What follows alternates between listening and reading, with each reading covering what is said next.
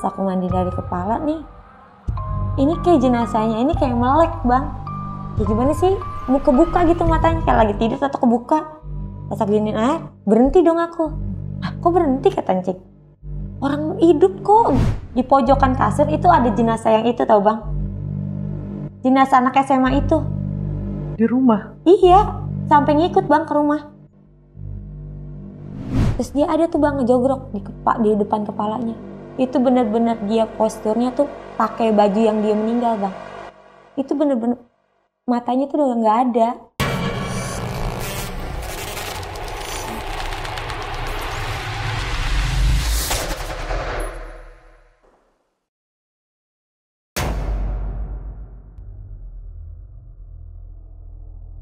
Assalamualaikum warahmatullahi wabarakatuh. Selamat datang di Narasi Misteri sama gue Randi Mulya. Dan seperti biasanya nih, gue sudah mendatangkan seorang narasumber. Dan narasumber kita kali ini berprofesi sebagai pemandi jenazah. Nah, kita langsung ngobrol sama narasumber kita kali ini. Halo Kak Dede. Halo bang. Kabar baik ya? Baik. Kak Dede ini mandi jenazah ini berawal dari mana nih, Kak? Dari bantuin nenek bang. Oh, dari bantuin Awalnya, nenek iya. pertama kali. Pertama kali. Oh, ini Kak Dede tinggal di daerah? Di daerah Kebayoran Lama. Oh, dan berawal dari daerah sana juga ya? Iya, awal-awal dari sana. Oh, awal mulanya gimana tuh Kak? Maksudnya kayak orang minta tolong kah ke nenek atau gimana tuh? Apa Iya. emang udah histori keluarga jadi pemandi jenazah? Historik keluarga emang pemandi jenazah bang. Jadi orang-orang pada datang buat minta tolong sama nenek gitu. Dan aku dimintain tolong sama nenek buat ngebantuin awal mulanya. Oke. Dan kejadian-kejadian horor dan di luar nalar ini selalu terjadi di saat sedang melakukan pemandian jenazah ini? Iya betul bang. Oh, segitu banyaknya Kak? Banyak. Oke. Nah, kita tahan dulu nih Kak ceritanya ya. Nah, buat teman-teman yang penasaran gimana pengalaman dari Kak Dede ini saat menjalani profesi sebagai pemandi jenazah, lo tonton video ini sampai habis, jangan di skip. Dan buat teman-teman yang punya pengalaman pribadi, kalian juga bisa nih ceritain di Narasi Misteri. Tinggal DM aja ke Instagramnya Narasi Misteri atau klik link yang ada di deskripsi di bawah. Dan di sepanjang video ini akan ada atok-atok yang digambarkan oleh timnya Narasi Misteri tentang sosok atau kejadian yang dialami sama narasumber kita. Dan jangan lupa nih teman-teman yang belum subscribe, jangan lupa subscribe biar kita bisa terus menceritakan pengalaman di luar nalar dari orang-orang di luar sana. Dan jangan lupa nyalain lonceng notifikasinya juga biar dapat update terbaru dari setiap videonya Narasi Misteri. Ya udah, kita nggak usah lama-lama lagi. Kita langsung dengerin pengalaman dari Kak Dede kali ini. Karena di dunia ini bukan cuma kita yang nempatin.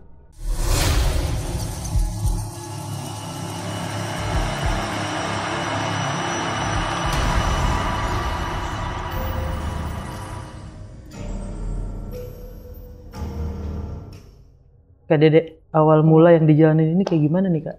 Jadi awalnya tuh aku disuruh bantuin encing ya. Kalau Betawi nyebut tante itu encing. Itu buat bantuin dia mandiin jenazah.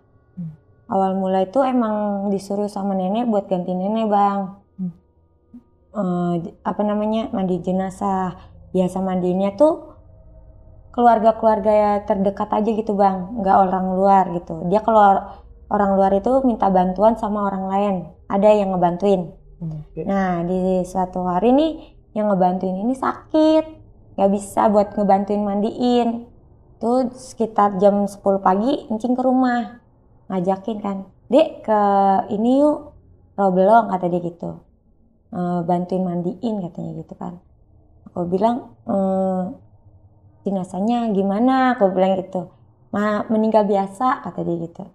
Oh yaudah, aku ikut datangnya ke Rawabelong, itu nggak ada apa-apa bang, pas mandi ini tuh juga lancar-lancar aja gitu. Itu jenazah nenek-nenek kan.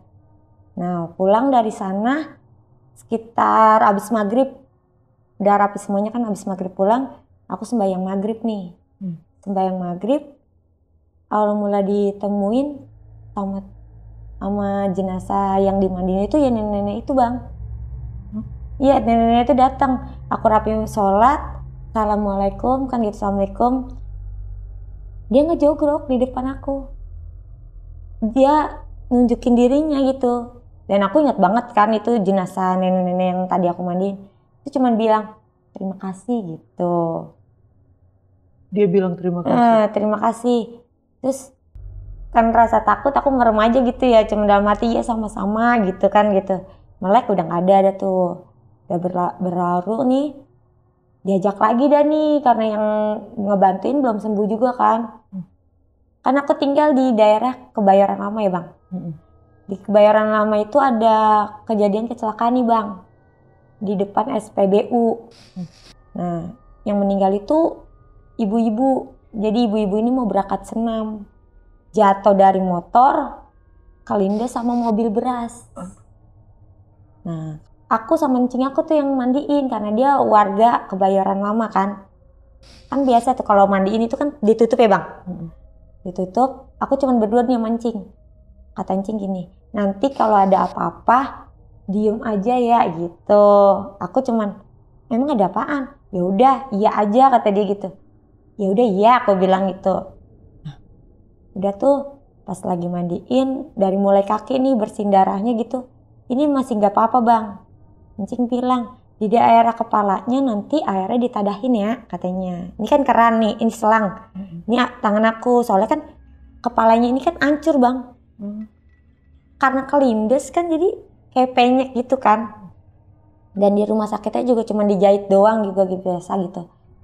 Katanya ditadahin biar apa namanya dagingnya itu nggak muncrat ketika kemana-mana gitu. Aku oh iya pas aku lagi ke kepala aku lagi tadahin tiba-tiba di sini ada sosok yang meninggalnya bang. Iya di samping aku dia cuman Mbak pelan-pelan ya gitu, kepala saya sakit kata dia gitu. Aku kaget dong, aku nengok, terus aku lihat lagi, aku sampai tegesin, ini merem kan ya muka matanya gitu, soalnya pas aku nengok itu nggak ada, jadi cuman aku ngeliat dari ujung mata itu ada. Terus aku lanjutin lagi itu mandiin gitu ya, terus ada lagi nih bang, terus dia kayak nangis gini, gitu.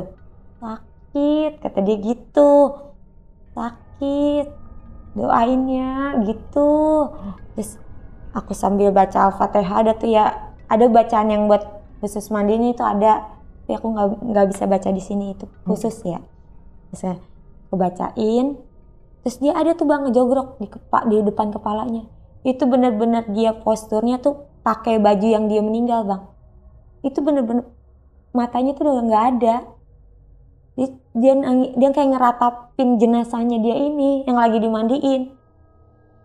Terus kayak hordingnya mungkin kan dibuka sedikit gitu ya, tutup, malu gitu. Situ aku kaget, aku mundur ke arah kaki, kata encing aku udah fokus, mungkin encing aku juga ngelihat kali ya. Terus udah fokus aja mandiin kata dia gitu. Aku di kaki aja, jangan ngomong yang lain, udah mandiin aja kata dia gitu. Dia minta dibersihinnya sama kamu kata dia gitu kan. Kemandiinnya tuh bang kayak biasa ya, orang ininya pecah ya, jadi darahnya itu nggak habis bang, kayak ngalir terus gitu ya, nggak rapi-rapi gitu. Dikasih dan dibacaan sama encing kan, baca ini kata dia gitu. Aku baca sambil mandiin, tau-tau tuh darahnya stop kan, berhenti, udah rapi, dikafanin. Pas dikafanin dia cuma bilang ditutupin ya biar rapi gitu bang. Itu jelas banget di kuping aku, tapi nggak ada wujudnya, cuman ngomong doang di kuping, ditutupin ya biar rapet gitu kata dia. Emang orangnya ini kan berjilbab kan, jadi cuma minta tutupin biar rapet gitu. Terus aku bilang dalam hati, iya nanti disempurnain, aku bilang gitu sama nih jenazah. Aku ngomong sama jenazahnya, maaf. Terus aku kayak jadi kayak punya naluri sendiri gitu, mau ngebedakin, jadi kayak minta maaf gitu ya, maaf ya dibedakin gitu. Terus mau dikasihin iniannya apa namanya, kapasnya juga maaf ya ditutup gitu. Dalam hati sih ngomongnya ya, soalnya kan kalau didengar orang nanti orang jadi kok ngomong sendiri gitu kan. Aku udah tuh Selesai semuanya, pulanglah aku. Pulang, seperti biasa nih, udah asar, mau sembahyang. Udah waktunya asar, sholat nih. Rapi sholat, belum rapi sih, tahiyat terakhir. Itu dari belakang perasaan udah gak enak nih bang. Dari ujung mata, ini kayak ada yang ibu-ibu yang tadi meninggal ini bang. Nah udah rapi salam, ternyata ibu-ibu ini udah ngejogrok bang depan saya.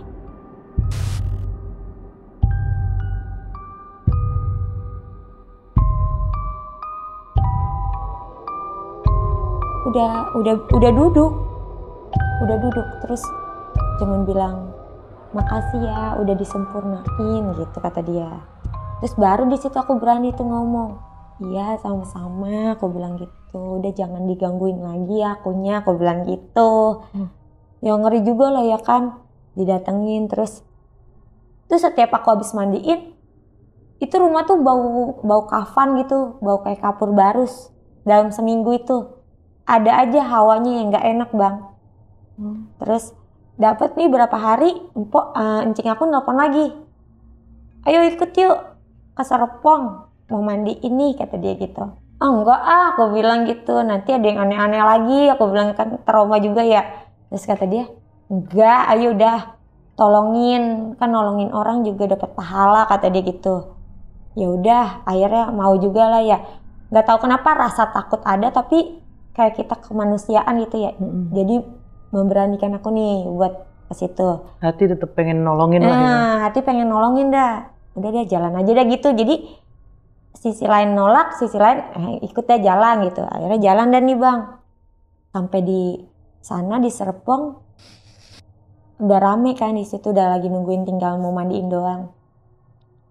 Aku nggak tahu nih yang meninggal ini kan wanita ya. Aku nggak tahu dia meninggal kenapa, terus dia ada masalah apa dalam kehidupannya gitu kan. Ya udah biasa aku lihat sempurna gitu.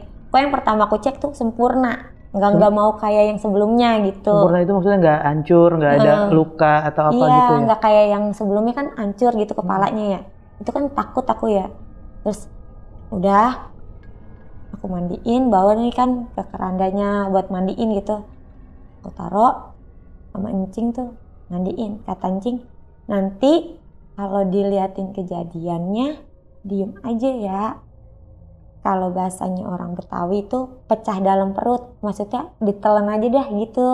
Telan sendiri, jangan diceritain ke siapa-siapa. Iya, emang aneh-aneh aku bilang gitu. Udah jangan nanya mulu kata dia gitu. Oh yaudah, mandiin dah tuh. Biasa kan kalau mandiin dari kepala dulu, udah pala duluan. Nah biasanya encing duluan, enggak udah kamu duluan kata dia gitu. Pas aku mandi dari kepala nih, ini kayak jenazahnya ini kayak melek bang. Penglihatan aku tuh melek dia. Matanya melek? Melek, kayak gimana sih, mau kebuka gitu matanya kayak lagi tidur atau kebuka. Pas aku giniin air, berhenti dong aku. Kok berhenti kata encing? Orang hidup kok gitu aku sebelumnya bilang. Merem. Dari dalam rumahnya dibawa ke dalam tempat pemandian jenazah nih. Merem. Aku ngeliatnya merem. Udah kaku, orang meninggalnya katanya malam kan. Terus pas lagi dimandiin melek aku kaget ya. Orang melek kok hidup. Apaan itu merem kata encing gitu ya. Jadi debat kita. Melek, merem. Yaudah encing aja duluan deh aku bilang gitu. Udah duluan. Diajarin, maksudnya kan biar aku diturunin gitu kan sama encing nih, nerusin gitu. Ya aku mandiin dari kepala, aku tegesin, iya bang merem. Matanya tuh merem. Merem tapi mulutnya tuh kayak ngomong. Iya, mbak saya belum bersih. Gitu. Kan kalau di bagian kepala ini kan kadang namanya dia meninggal apa? Kotor, daki apa gimana kan kita bersihinnya kan begini ya, satu-satu gitu kan. Maksudnya biar dia pulang ke itunya baik-baik aja gitu, bersih gitu. Pas aku lagi deketin, itu kan mulutnya kayak ngomong bang, aku belum bersih kata dia gitu. Terus aku tegesin ya, aku deketin lagi, dia ngulang lagi omongan yang sama, mbak aku belum bersih kata dia gitu. Ini terlihat dari mulut jenazahnya? Dari mulut jenazahnya. Itu kayak kita gimana sih, kayak kita ngomong gitu.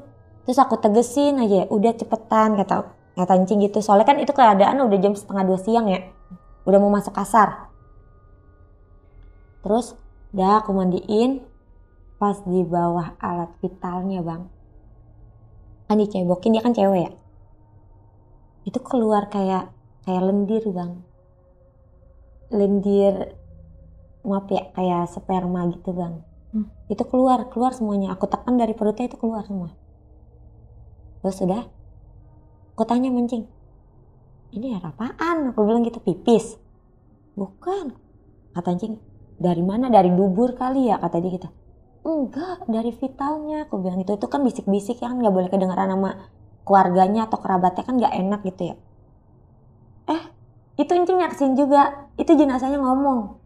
Encing juga ngeliat? Iya, itu kita lagi di bagian kaki, berdiri di bagian kaki lagi ngeliatin cairan itu. Aku belum bersih, dia teriak gitu. Di situ Encing langsung, oh dia meninggal setelah berhubungan belum mandi bersih. Kata dia, oh kata Encing, berarti kita harus mandiin dia, bersihin dia dulu, kata dia gitu. Nih sedikit info bang, itu jenazahnya sedikit gak sempurna bang. Kakinya itu maaf ya, ngangkang.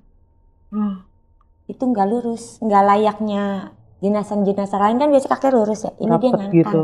Ngangkang kayak orang abis jongkok ditidurin gimana sih. Itu posisi jenazahnya. Ya udah ditarik aja dulu kakinya, kan ada bacaannya kan. Ya udah itu kita baca aja, kita tarik, kita urut-urutin, itu nggak sampai full bang, tetap ngangkang dan tetap kebuka gitu kakinya. Udah dimandiin bersih, diniatin dia buat mandi berhubungan kan. Udah terus di situ tahu-tahu ada sosok cewek ini, ada yang jenazah ini berdiri di samping jenazahnya dia sendiri. Iya.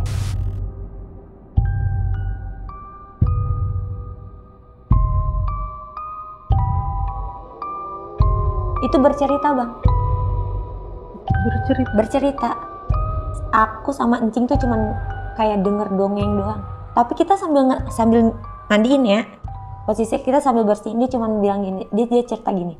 Aku ini bukan wanita yang bersih, kata dia. Aku bukan wanita benar. Pekerjaan aku juga kotor. Aku meninggal begini juga karena diobatin katanya sama orang gitu, dia bilangnya. Mungkin diracunin atau apa kan kita juga nggak tahu ya. Aku meninggalnya juga dalam keadaan sehat, kata dia gitu. Makanya aku di sini minta dibersihin, kata dia gitu. Tolong disempurnain, kata gitu. Terus Encing cuman jawabin gini dong. Iya disempurnain, tapi maaf kakinya nggak bisa sempurna gitu. Terus aku udah merinding bang di situ. Itu merindingnya tuh bener-bener, soalnya jelas gimana sih, namanya kita ini jenazahnya, ini orangnya cerita di depan kita, itu ya pasti takut lah ya kan. Udah ada nih rapi, cairannya itu udah nggak keluar dari alat vitalnya, dibungkus dah nih. Kita masukin ke dalam rumahnya kan, dikafanin. Itu posisi kafannya juga nekuk dia. Nekuk. Katanya, tolong dipakein baju yang rapi ya. Soalnya selama hidup aku gak pernah pakai baju yang rapi, kata dia. Gak pernah tertutup? Gak pernah tertutup. Di situ belum tahu tuh aku maksud dari omongannya kalau dia ini pekerja malam. Terus kata Encing gini, iya dibersihin, dirapiin, disuciin, kata Encing gitu. Dirapihin atau dibungkus sampai rapi. Dia itu jenazah itu tadi kayak biasa, terus langsung senyum tau bang. Senyum dibungkus, udah ada tuh, udah tutup, dibawa dah nih. Nah di situ keluarganya baru cerita, terima kasih sudah menyempurnakan kakak saya, kata dia. Kakak saya ini seorang pekerja malam. Oh di situ aku baru tahu dia meninggal ini di kosannya. Kalau dari kata dokter udah dari malam, tapi baru ditemuinnya ini jam 11 siang, katanya gitu. Dalam keadaan duduk, kata dia. meninggalnya itu dalam keadaan duduk. Makanya dia nggak bisa dilurusin kakinya karena dia duduk lagi meluk guling gitu. Gitu. Dan dalam keadaan tidak berbusana gitu. Saat meninggal. Saat meninggalnya. Makanya aku, jadi kayak jawaban, oh dia meninggal. Makanya minta dibersihin karena dia emang belum bersih, belum suci gitu kan. Karena udah mau maghrib, aku pulang nih. Pulang sampai rumah, biasa bersih-bersih, sholat isya. Karena udah sholat maghrib kan di sana. Terus udah sholat isya, jenazah itu datang. Pokoknya setiap aku habis mandiin jenazah, itu jenazah itu pasti ngedatangin aku buat minta maaf, berterima kasih gitu. Dia minta maaf ya, aku tidak sempurna, kata dia gitu. Terima kasih ya, udah buat aku menjadi bersih, kata dia gitu. Terus, oh iya, aku cuma jawab iya sama-sama, nggak apa-apa, aku bilang gitu. Biar tenang di sana ya, gitu. Udah dalam jangka 2 bulan, aku nggak diajak lagi nih sama Encing, karena itunya udah sembuh kan. Nah, di hari Kamis waktu itu aku ingat banget, setelah 2 bulan itu, di hari Kamis, ini yang biasa bantuin nggak bisa mandiin lagi nih, karena ada study tour anaknya. Kan soalnya kan namanya mandi jenazah nggak bisa kita prediksi kan bang. Ya. Itu tahu-tahu dadakan. Aku mandiin jenazah anak SMA bang. Itu kayak nggak nerima dirinya udah meninggal bang. Jadinya udah nih biasa dimandiin, lagi dibersihin. Dia cuman nih tahu-tahu ada suara bang. Ada suara tapi nggak ada wujudnya. Gini. Jangan dibuka, itu kata dia. Kan dia di situ kan masih pakai baju ya, aku yang bukain. Jangan dibuka, nanti aku malu, kata dia gitu. Terus juga pas lagi dimandiin, jangan diguyurin dari muka aku sakit, kata dia gitu. Karena udah terbiasa dengar hal-hal kayak gitu ya, jadi kita kayak udah bodo amat gitu ya, dia mau ngomong apa kayak gitu kan.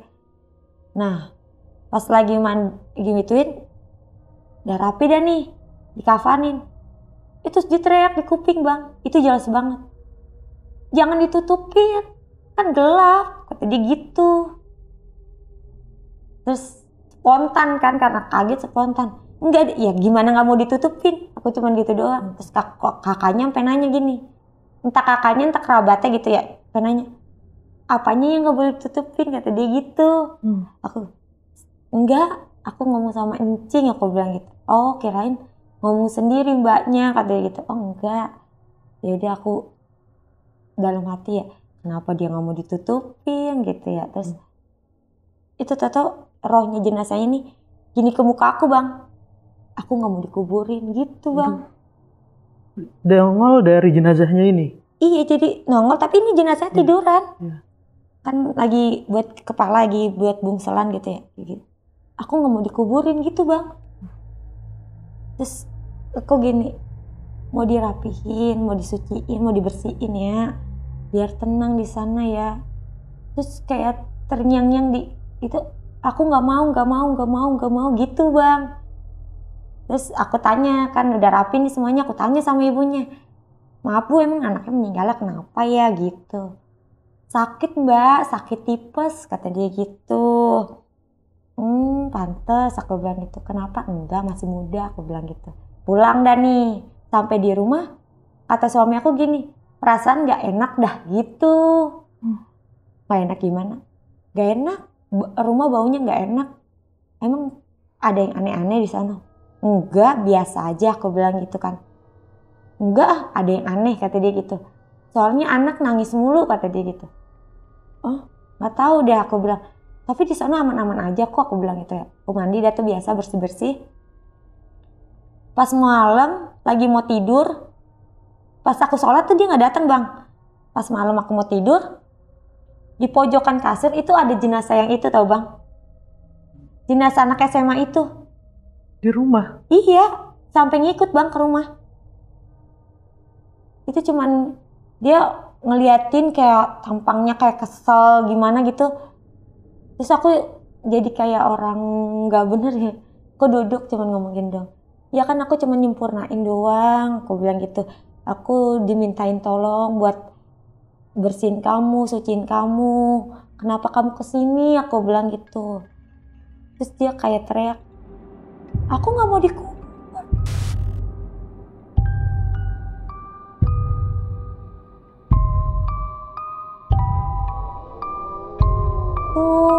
Tuh jelas banget, itu juga kenceng banget.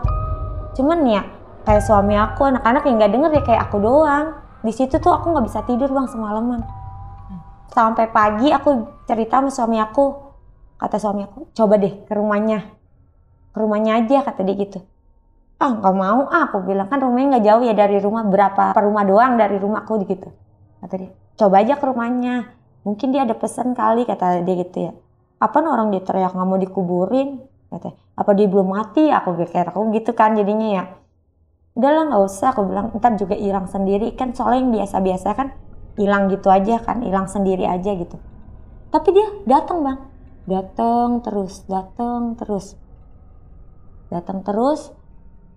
sampai akhirnya kejawab ya nih bang. Ternyata anak SMA ini lagi mengandung.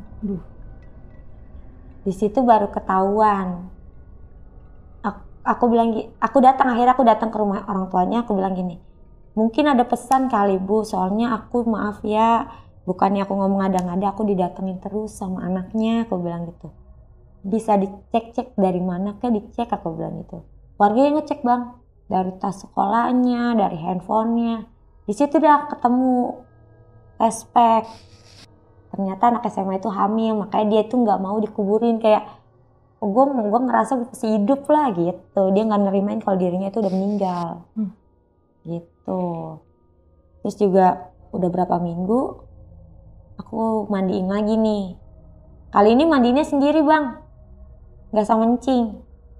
Soalnya di dalam lingkungan aku itu yang meninggal itu ada 2. Jadi kita bagi 2. Oke. Encing sendiri, aku sendiri.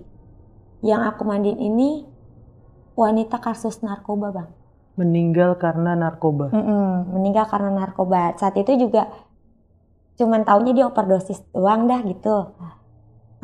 Udah tuh aku ke rumahnya, info dari yang manggil dia meninggal karena narkoba, overdosis gitu.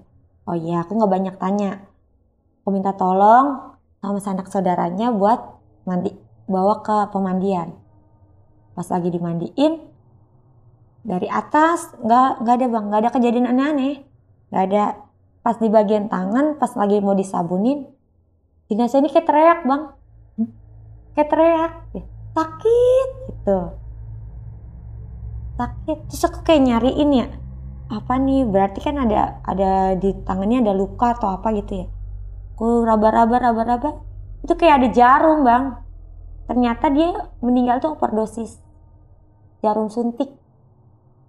Itu perempuan, padahal orangnya tuh cantik ya, kecil gitu. Di situ itu juga kayak nggak nerimain dianya tuh udah meninggal. Itu nampakin di aku itu dari aku mandiin sampai kan akhirnya dipanggil dokter ya buat ngeluarin itu jarum. Sampai selesai semuanya, sampai dikafanin, itu dia nampakin bang. Dia diri aja dampingin aku bang. Di Itu sebelah kayak kakak? Iya, kayak ngerangkul gini. Itu rasanya aku tuh berat banget. Kalau kita tengok gini nggak ada. Tapi kalau kita lihat dari ujung mata itu dia ada di samping kita.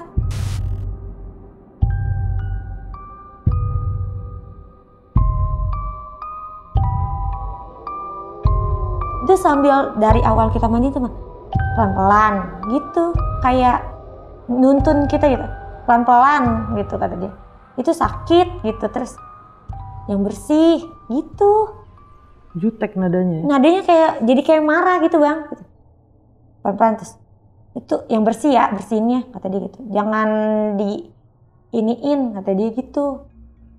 Terus kayak ada luka kan di punggungnya.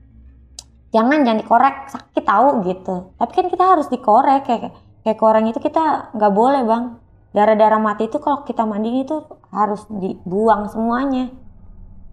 Terus aku baca-baca dalam hati itu sampai dia ngikut tuh sampai rumah. Kembali lagi dia ngikut sampai rumah. Pokoknya setiap aku mandiin jenazah itu selalu datang ke aku, Bang. Dan sampai sekarang juga kadang kalau lagi libur kerja masih suka disuruh mandiin jenazah. Masih suka dimintain tolong gitu. Soalnya kan kalau sekarang tuh kan banyak kayak baitul gitu kan, baitul musibah gitu kan. Apa tuh? Kayak dia kayak majelis kelompokan buat mandiin jenazah gitu, Bang. Oke. Iya, jadi buat ngangkat jenazah apa semuanya ada, cuman kan dikenakan biaya yang besar. Kalau yang nggak mampu ya manggil kayak aku buat mandiin. Itu juga kan kita nggak budget kan, kita bayar seikhlasnya gitu. Makanya dapat teror-teroran dari jenazahnya itu yang bikin nggak sanggup, Bang. Sampai nenek meninggal aja nitip pesan ke encing aku, ajarin tuh dia tuh ada bakatnya. Maksudnya aku tuh ada bakatnya, bisa ngomong sama jenazah katanya gitu. Cuman aku balik lagi ke encing, aku nggak kuat kayak gitu, aku bilang.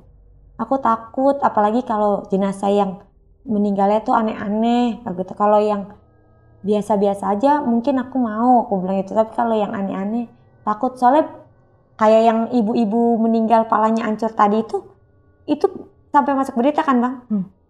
Itu datang ke rumahku terus, Bang. Udah bilang makasih tapi nggak pergi-pergi.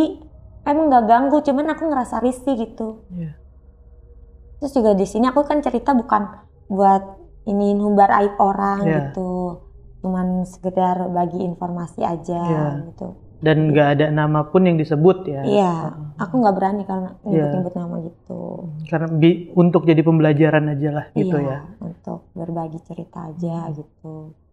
Kalau untuk pengalaman ya kayak gitu sih, Bang, kurang lebihnya. Nenek ini sebelumnya juga pemandi jenazah? Iya. Oh, neneknya Kak Dede ini pemandi jenazah. Yang aktif banget pemandi jenazah itu encing sebelumnya yang ngajak ini. Berarti dia nurunin dari nenek. Oh, nurunin dari nenek. Iya. Yang tadi ngasih pesan sebelum meninggal. Iya. Buat ngajarin Kak Dede buat nerusin. Iya, buat nerusin. Ini saat nenek ngomong kayak gini, itu di saat Kak Dede udah coba ikut encing atau dari sebelumnya? Dari nenek itu udah nyoba ikut. Oh, dari nenek udah coba ikut. Udah coba ikut. Tadinya tuh mau diturunin kan ke aku, soalnya kan encing aku ini ibarat kata tuh ponakannya nenek ya, bukan anaknya nenek. Maksudnya mau dituruninnya ya keturunannya aja, jangan keponakannya gitu. Tapi karena waktu itu aku masih kecil, belum cukup umurnya, ya udah kencing dulu gitu, karena kencing lebih bisa gitu. Oh, berarti nenek udah tahu Kak Dede ini bisa sensitif dengan jenazah itu dari sebelum kejadian pertama sama encing ya? Iya.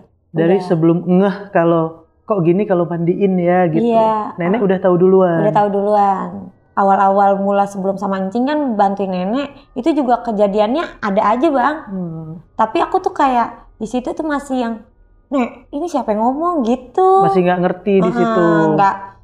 Nggak keep silent gitu, masih langsung diumbar, langsung. Udah selesai mandiin juga aku langsung nanya gitu ke kerabatnya gitu ya. Itu meninggalnya kenapa ya? Kok dia ngomongnya sakit-sakit mulu ya gitu. Oh, jadi karena belum bisa ketahan omongannya, jadi nanti dulu deh gitu kata nenek. Iya, nanti dituruninnya. Tapi itu harus, Bang. Sampai sekarang juga encing, lu harus gantiin gue, ntar siapa yang mau gantiin, kata dia gitu. Karena keluarga udah turun-temurun ngebantuin itu dari dulu.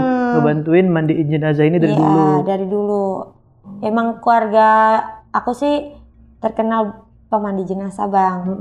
Tapi karena yang bisa cuman beberapa, kalau abisnya diencing doang, nggak diturunin lagi. Kan nggak ada penerusnya ya? Nggak ada penerusnya, nggak ada yang ngebantu gitu, yang nggak mampu buat bayar-bayar kayak aku bilang tadi, baitul musibah gitu. Di saat ada iuran buat nanti iuran ya kayak di masjid kadang ada iuran buat persiapan meninggal gitu kan Iya, ada ya, ada. kayak gitu ya. Kayak gitu. Nah, yang dibantu sama Kak Dede sama Encing ini yang orang nggak mampu, Yang nggak orang ikut nggak mampu, iuran iya. gitu. Dan itu pun seikhlasnya. Seikhlasnya juga kita nggak minta bayar kok Bang. Itu. Kalau dikasih diterima enggak ya udah gitu Iya. ya. Kalau dikasih juga aku masukin ke kotak amal. Oh. Nggak pernah kita terima bawa pulang ke rumah, enggak. Oh iya gitu ya. Iya. Itu udah pesan dari nenek soalnya. Oh, jadi nenek udah berpesan seperti itu dari kayak dulu. gitu. Iya, soalnya kalau lu bawa pulang kayak itu nanti ntar sama aja pamrih, nggak ikhlas ngetin jenazahnya gitu. Malah ntar lu diganggunya lebih parah lu gitu. Nakut-nakutinnya sih gitu. Oh, jadi kalaupun ngebantuin, kalaupun dikasih uang, itu uangnya disedekahin tah, masuk kotak amal atau kemana gitu ya. Jadi semuanya emang ya udah bantuin aja niatnya. Jadi misalnya nih disumpelin gini, aku cuma bilangnya ya diterima ya, tapi aku balikin lagi nih, aku ngelawat gitu. Aku bilangnya sih gitu. Oh. Jadi mau dia mau ngasih berapa aku nggak tahu, nggak pernah tahu jumlahnya. Soalnya kan itu berupa amplop. Iya. Itu pantangan Bang, kalau kata nenek sebenarnya itu pantangan. Dan pertama kali yang ikut Encing itu di umur berapa tuh Kak? 15 tahun. Oh itu 15 tahun? Iya. Oh, dari dulu dari ya nenek, dari nenek. Berarti udah berapa? Udah lebih dari 10 tahun ya. Udah 15 tahun. Udah 15 aku tahun. Ngikuti, iya. Sebenarnya emang kalau dilepas sendiri udah bisa Bang. Cuman ya gangguannya itu Bang. Nggak kuat sama itunya kuatnya, ya. Iya. Kalau untuk yang deket-deket mah, ya boleh lah aku bantuin gitu. Tapi kalau untuk jauh kayak Encing gitu kemana-mana enggak, aku takut. Soalnya takutnya kayak ada kejadian tadi, samperin lagi aja ke rumahnya kayak gitu. Dan kalau jauh pun itu juga repot ya. Repot. Untung ini kejadiannya itu beberapa rumah dari rumah aku kan. Jadi masih bisa lah kejangkau gitu kan. Ya untuk gangguannya itu aja sih yang sebenarnya enggak itu. Itu juga kalau habis mandiin Bang, kayak tangan aku gitu ya, bau kafannya tuh nggak hilang-hilang, bau kapur barus. Kan kita terakhir mandiin kan siram kapur barus kan, itu nggak hilang-hilang Bang, sampai seminggu. Kita makan aja kayaknya nggak nikmat banget ya, bukannya jadi nyesel atau gimana, cuman takut baunya kan. Ada yang mengganjal lah ya. Iya. Ini nggak nyamannya sama itu. Dan ini berarti udah 15 tahun sampai sekarang pun kadang masih. Cuman nggak yang rutin. Nggak yang monoton gitu. Kayak yang terus-terusan banget ya. Nggak. Karena sekarang berarti udah kalau dulu di saat belum ada kerjaan itu memang rutin ngikut. Iya. Biar kata ada kerjaan juga aku tinggalin. Kalau buat bantuin mah. Oh, gitu. Maksudnya izin gitu. Bisa, boleh. Dan ini Encing ini berarti dari dulu gangguan yang seperti Kak Dede alamin ini Encing juga merasakan? Merasakan. Udah makanya dia tuh selalu pesan kalau itu diem aja gitu kata dia. Dari awal ngajak sebelum ada kejadian udah wanti-wanti. Udah kan tadi yang kayak aku bilang tadi, dia bilang kalau ada apa-apa diem-diem aja gitu. Ya udah, jadi kalau misalnya ada apa-apa ya aku udah ngerjain aja. Maksudnya ngerapihin jenazahnya aja gitu, fokus aja gitu. Banyak Bang yang namanya gangguan, terus kayak kelebatan kuping. Itu kalau udah pulang tuh terasa Bang masih. Terus juga dampaknya ke anak yang kecil tuh nangis terus. Mungkin kan hawa rumah nggak enak ya. Oh iya. Iya makanya ntar dulu dah. Suami sih udah ngizinin, cuman akunya enggak lah nanti aja, aku bilang gitu. Kalau maksudnya yang bener-bener profesinya jadi seorang pemandi jenazah gitu, aku belum kayaknya sih.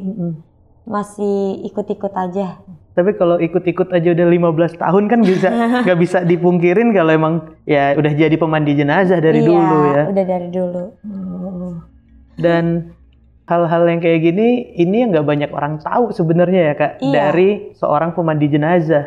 Nggak banyak tahu, ya mungkin nggak akan pernah tahu kalau nggak ngerasain jadi kita gitu. Dan kita juga sama kerabatnya, orang tuanya atau neneknya saat itu dia cuma tinggal sama nenek nih yang meninggal. Itu apa namanya, kita nggak cerita Bang. Itu kalau kata orang Betawi pecah dalam perut. Ibarat kata udah ditelan aja gitu.